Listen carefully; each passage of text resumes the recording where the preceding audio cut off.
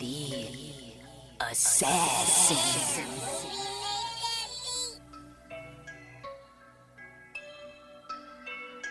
You know I break necks, call me Jack Tate. I have no regrets while your life is fading. I'm a crazy fuck equivalent to Satan. When I'm behind the mic, I feel like the greatest. You know I break necks, call me Jack Tate. I have no regrets while your life is fading. I'm a crazy fuck equivalent to Satan.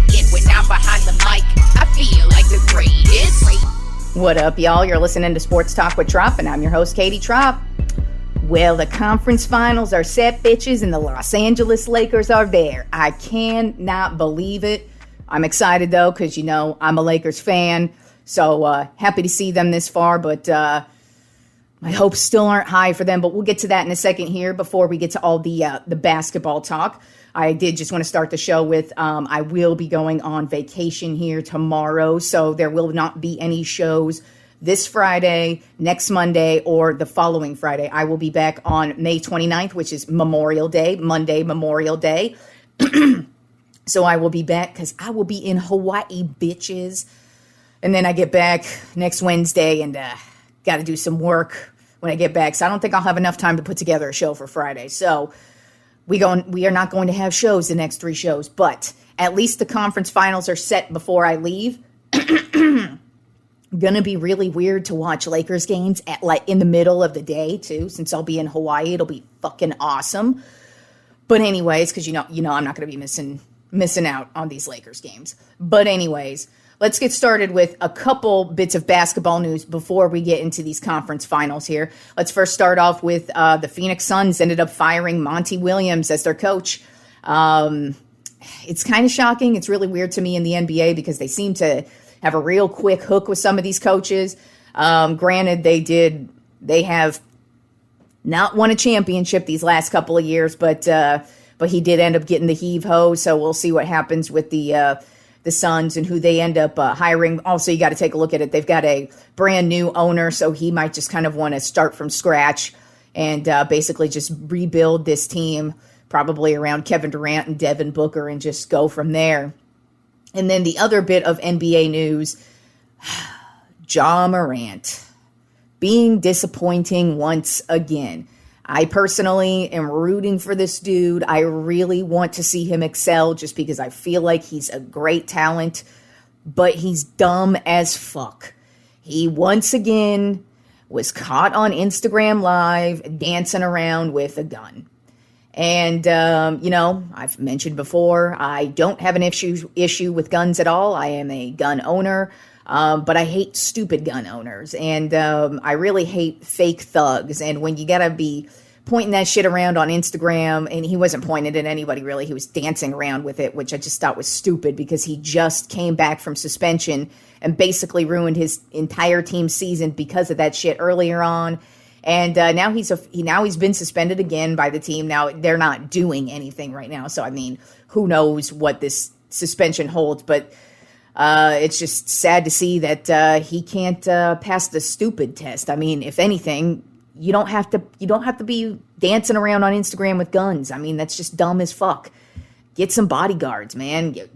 Keep your guns. Just you ain't gotta be on Instagram flashing them. That's not cool. And you ain't hard doing that, and now you're suspended again. So it sucks to hear. Like I said, they're not playing, they're not doing anything right now, so who knows what this is going to happen. But there is some scuttlebutt that Adam Silver, the commissioner of the league, might step in and actually suspend him for some time next year, which is going to start the season off in a bad way. So one would think that with how the season ended for the Grizzlies, he would have learned something from it. It sounded like he did when they lost in the first round of the playoffs. He took total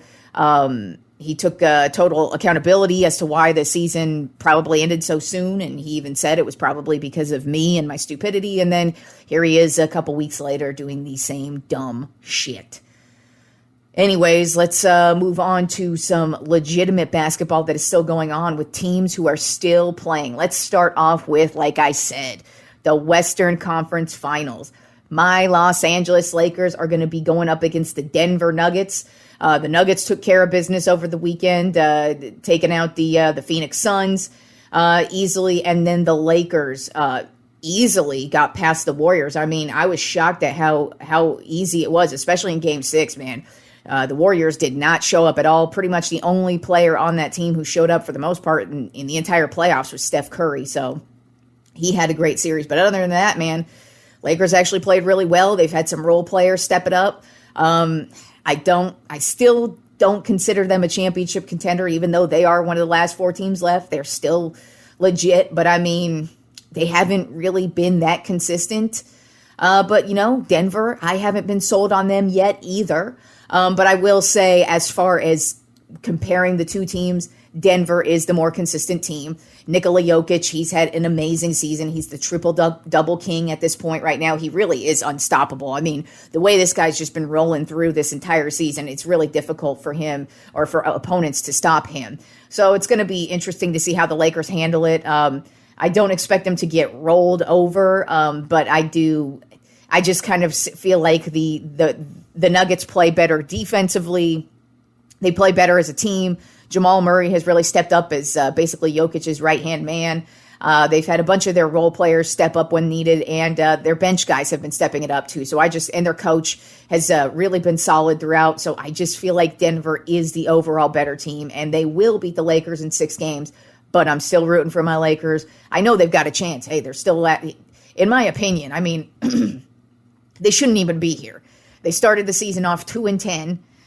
They backed their way into the playoffs. They got into the play-in game. Then, they went up against some pretty difficult opponents, and here they are in the Western Conference Finals. So I didn't expect them to get this far. I kind of feel like this is an accomplishment in and of itself just because they shouldn't be here. But obviously, the ultimate goal is to win a championship. So I'll be happy if they get there. I'll definitely be happy, too, if it ends up being Lakers versus Boston Celtics NBA Finals, because, hey, then it's for our 18th championship banner or Boston's 18th championship banner in that huge rivalry. So we'll see what happens, but I do have Denver winning in 6 games, but I'll still be rooting for my Lakers. As a matter of fact, I have to switch planes tomorrow in Denver on my way to Hawaii, and my ass is going to be all Lakered out. Hey, maybe I'll get lucky and I'll even run into the Lakers and be able to cheer them on as they walk by. But I'm going to be all Lakered out in Denver just to let y'all know. But I do think Denver's going to get it done just because they are the stronger team. But the Lakers are playing well right now. Anthony Davis, he hasn't got injured. And, I mean, as long as he's playing well, we're golden. But I'm excited that we're here, and I still have something to root for in the playoffs.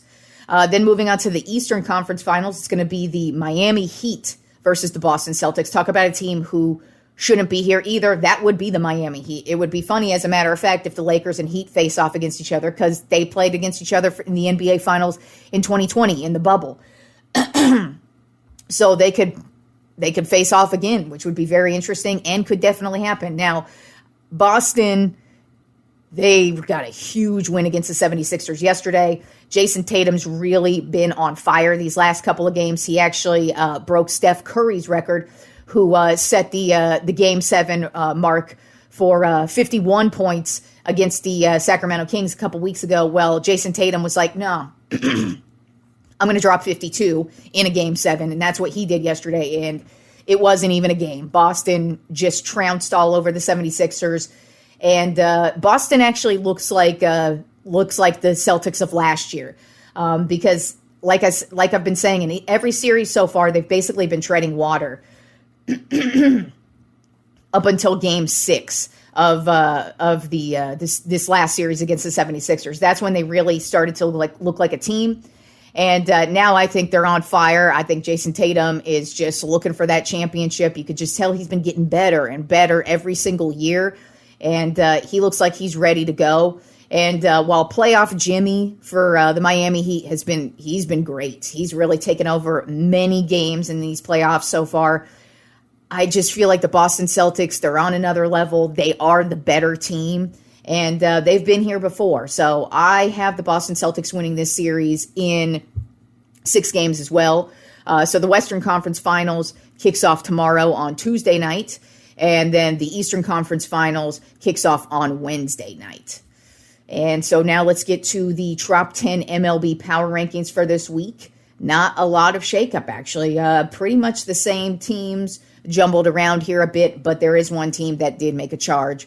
But we'll get to them here in a bit. Let's start off with the number one team, the team that's been number one all season so far. That is the Tampa Bay Rays. Overall record of 31-11. They have cooled off. They are 5-5 in their last 10 games, so they have cooled off these last couple of weeks, but they're still just knocking the balls out of the park and just playing great baseball. This past week, they lost the series to the Baltimore Orioles, but then split the series against the Yankees. They still lead the league in runs with 260 runs on the season. They still lead the league with the lowest ERA. They still lead the league basically in every category at this point in time. And Yandy Diaz, he has had a great season. He's been a dude who has always been able to get home runs, but he really hasn't been that consistent otherwise. Well, this year he's really being consistent. He's batting .321 with 10 home runs and 24 RBIs. Right now he leads the team in all of those categories currently. And I mean, this Shane McClanahan, he leads the league in wins with 7 wins on the season. So he's really just dominating. And the Tampa Bay Rays have not cooled off a bit. Then at number 2 on my Tropp 10 MLB Power Rankings, a team that is surging. And I hate when they surge, but here they are. It's a stupid-ass Dodgers. I knew they were going to show up at some point.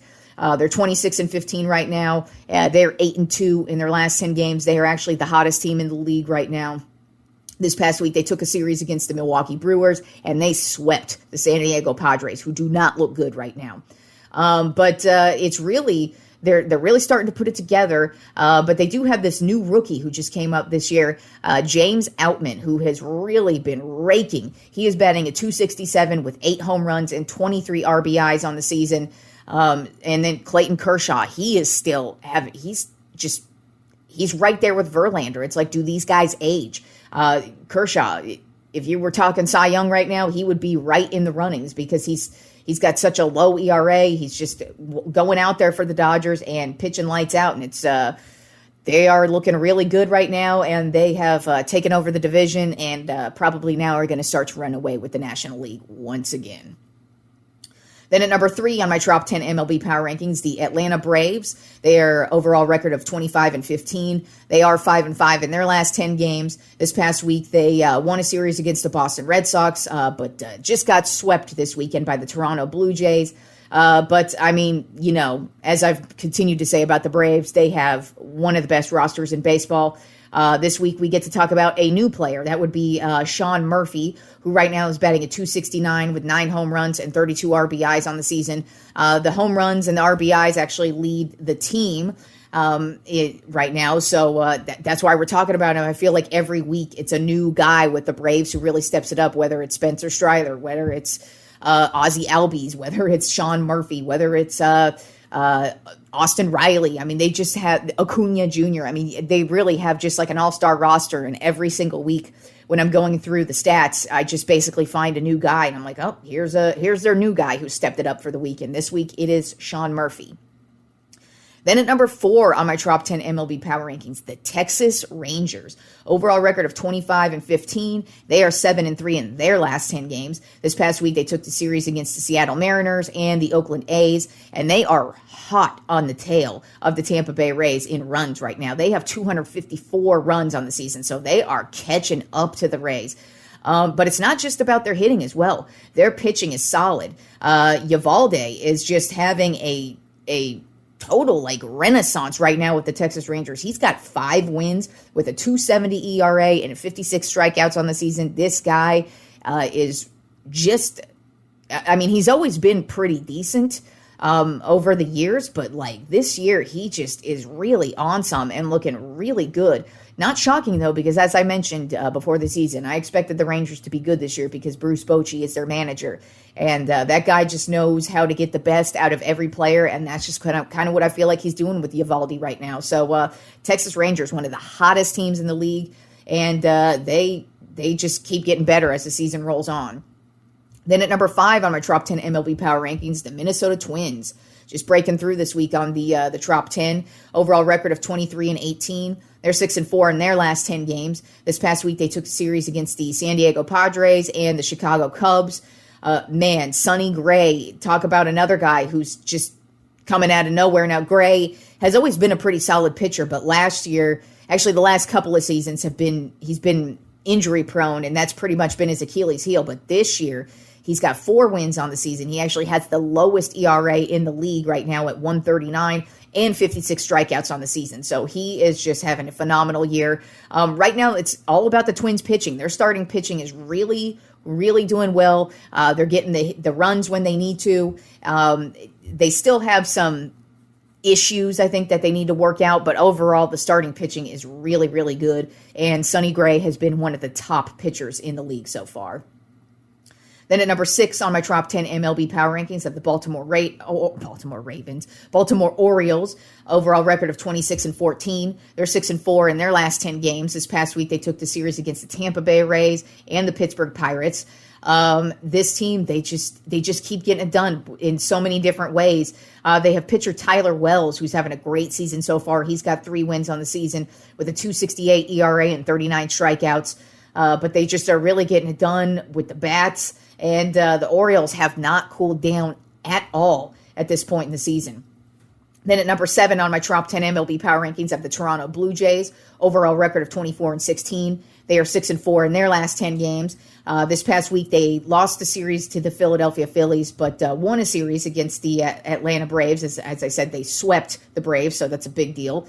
But they are getting it done in so many different ways as well. But Bo Bichette is the dude right now for the Jays behind the plate. He's batting a .320 with 8 home runs and 26 RBI, and he leads in all categories for this team. And this team has Vlad Guerrero Jr. on it. So that says a lot if you are leading in all those categories and you have one of the best hitters in Vlad Guerrero Jr., basically in second place to you in every category. But they're really getting it done defensively as well. Their pitching is really solid. So as I've said about the American League East, it's going to get crazy once we get down to the playoffs, because who's going to be left out? Because I kind of feel like there's going to be at least one team left out when it's all said and done. Then at number 8 on my Trop 10 MLB Power Rankings of the Houston Astros, overall record of 21-19. They're 5-5 in their last 10 games. This past week, they won a series against the Los Angeles Angels and won a series against the Chicago White Sox. They're really getting it done in many ways as well. Yordan Alvarez, he continues to just rake it in. He's batting a .288 with 9 home runs and 37 RBI. And the 37 RBI actually leads the American League right now, so that's no shock for him. And then Framber Valdez, he's just been money for them behind the plate at starting pitching. He's got a .238 ERA with 57 strikeouts. It just is unfortunate for him because he hasn't really been getting a lot of the wins because the rest of the team isn't giving him run support. But they're still the Astros and they still are a stacked team. So even though they're having a down week right now, they're probably going to come back next week and have a great week. Then at number 9 on my Trop 10 MLB Power Rankings of the Milwaukee Brewers, overall record of 23-17. They're 5-5 in their last 10 games. This past week, they lost a series to the Dodgers and then won a series against the Kansas City Royals. They're getting some great pitching from Peralta right now. He's got 4 wins on the season with a .332 ERA and 46 strikeouts. The Brewers have been up and down. They started the season off really hot, but they're still here and they're still getting wins. And, they've got some really, like I said, Peralta is just having a great year, and their starting pitching just overall has looked really good and has really kept them in a lot of the games this season. And then rounding out the Trop 10 MLB Power Rankings, once again, the Arizona Diamondbacks, they still are here. They are 23-18 on the season, 6-4 in their last 10 games. This past week, they lost a series to the Miami Marlins, but won a series against my San Francisco Giants. And they just are getting it done. As I've mentioned Zach Gallen multiple times. The guy is having a great season. He's got 6 wins with a .235 ERA and 70 strikeouts already on the season. And then this week, Gurriel Jr., he has really been having he's been kind of like a journeyman this last couple of years. Last year was kind of marred by injuries, but this year he's really hot behind the bat for them. And he's batting a .308 with 5 home runs and 21 RBI so far.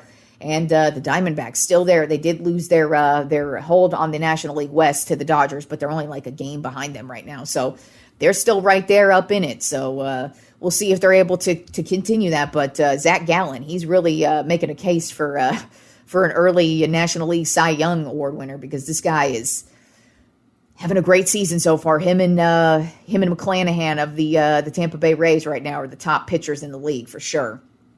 All right, guys. So had to make the show kind of short and sweet because I got to get up real early to head on off to Hawaii, which I'm real fucking excited about. So also excited about my Lakers in the Western Conference Finals. So I hope you guys all enjoy the next couple of weeks of basketball in the Western Conference Finals, the Eastern Conference Finals.